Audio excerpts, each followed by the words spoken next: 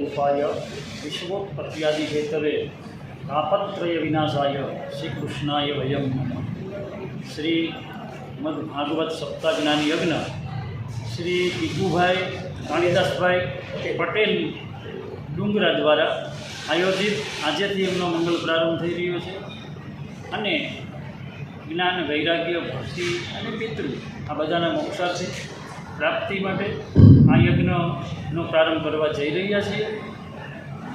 वक्ता तरीके आजथी आ कथानो प्रारंभ करीश। मारुं वतन जूनागढ़ छे।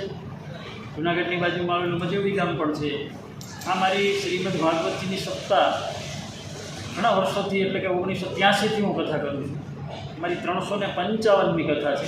આની પહેલાં મેં માણાવદરની કથા પૂરી કરીને અહીં આવ્યો છું।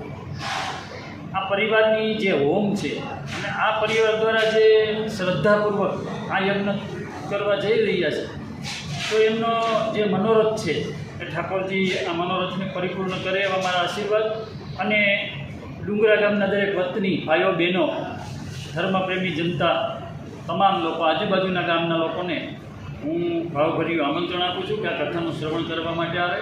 શ્રીમદ ભાગવતજીની કથા એ મંગલ પાવની કથા છે। એવું નથી કે યજમાનના પિતૃઓની પણ મુક્તિ મળે, આપણે સાંભળવા આવીએ તો આપણા પિતૃઓની પણ મુક્તિ મળે। તો તન મન ધનથી આપણે આ મહા ઉત્સવનો લાવો લઈએ એવી મારી દરેક લોકોને નમ્ર વિનંતી। શ્રી ભાગવત ભગવાન જય શ્રી કૃષ્ણ।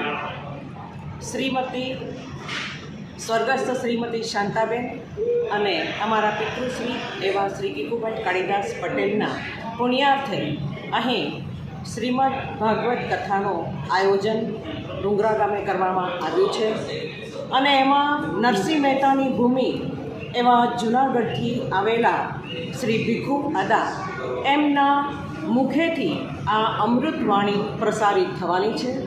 મારા સૌ ભાવિક ભક્તોને નમ્ર વિનંતી છે કે આપણે સહુ એ શ્રીમદ ભાગવત કથાનો પારાયણ યજ્ઞમાં આપણે સૌ સહભાગી બનીએ અને પાવન પવિત્ર બનીએ.